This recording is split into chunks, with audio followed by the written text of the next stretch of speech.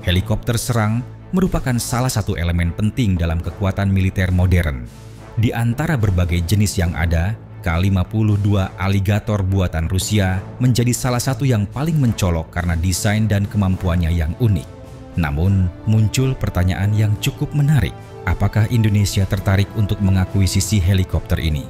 Dan mungkinkah K-52 diproduksi bersama antara Indonesia dan Rusia?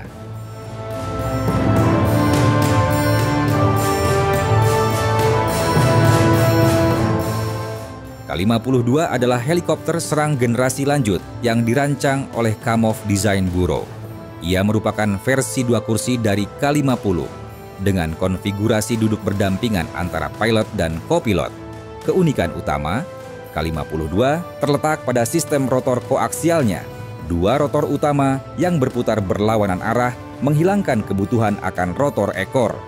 Hal ini memberikan stabilitas tinggi dan manuverabilitas luar biasa, terutama di medan sulit. K-52 mampu terbang hingga kecepatan 300 km per jam dan dilengkapi dengan persenjataan berat seperti meriam 30 mm, rudal anti-tank Vickers atau Ataka, serta rudal udara ke udara dan roket tak berpemandu.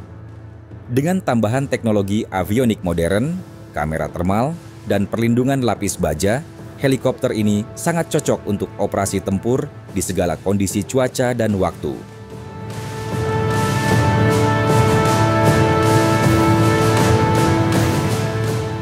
Lalu, bagaimana dengan kemungkinan Indonesia membeli helikopter ini? Sampai saat ini, belum ada konfirmasi resmi dari pemerintah Indonesia mengenai rencana pembelian K-52.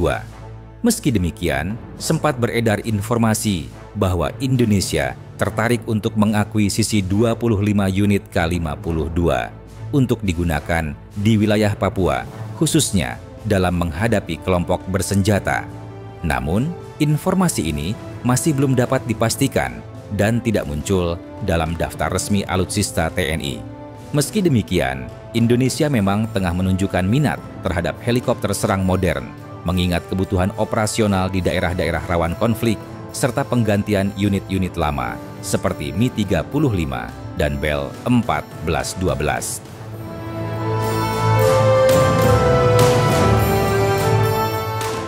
Lalu, apakah ada peluang bagi Indonesia untuk memproduksi K-52 bersama Rusia? Untuk saat ini, belum ada tawaran resmi terkait kerjasama produksi tersebut. Namun, Rusia dikenal sebagai negara yang cukup terbuka terhadap kerjasama militer, termasuk produksi bersama.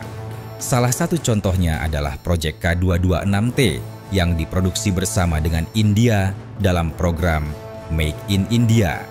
Dari sisi Indonesia sendiri, kemampuan produksi helikopter sudah dimiliki melalui PT Dirgantara Indonesia yang telah memproduksi secara lisensi helikopter NAS 330 Puma dan Bell 412.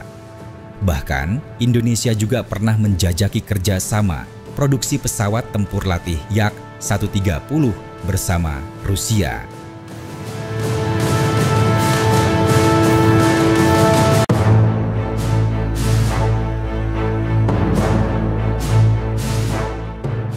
Namun, kerjasama pertahanan dengan Rusia tentu tidak lepas dari tantangan geopolitik.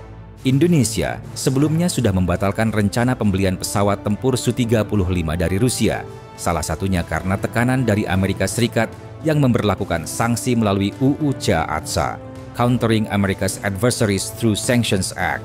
Jika Indonesia memilih membeli atau memproduksi K-52, risiko tekanan politik dan ekonomi dari negara-negara barat sangat mungkin terjadi. Oleh karena itu, keputusan ini bukan hanya soal kecanggihan alutsista, tetapi juga pertimbangan strategi diplomatik jangka panjang.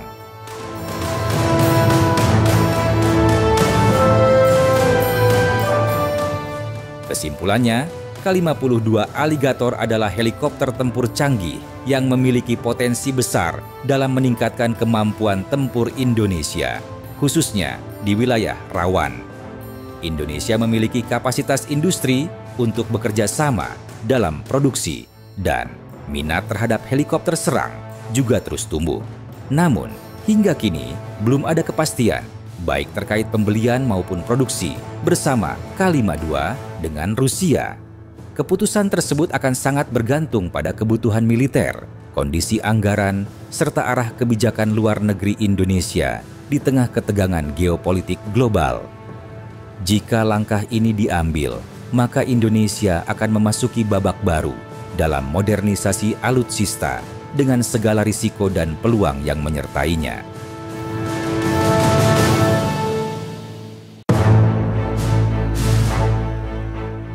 Terima kasih telah menonton. Jangan lupa like, share, dan subscribe agar kamu tidak ketinggalan info strategis lainnya tentang kekuatan militer dan kemajuan teknologi Indonesia.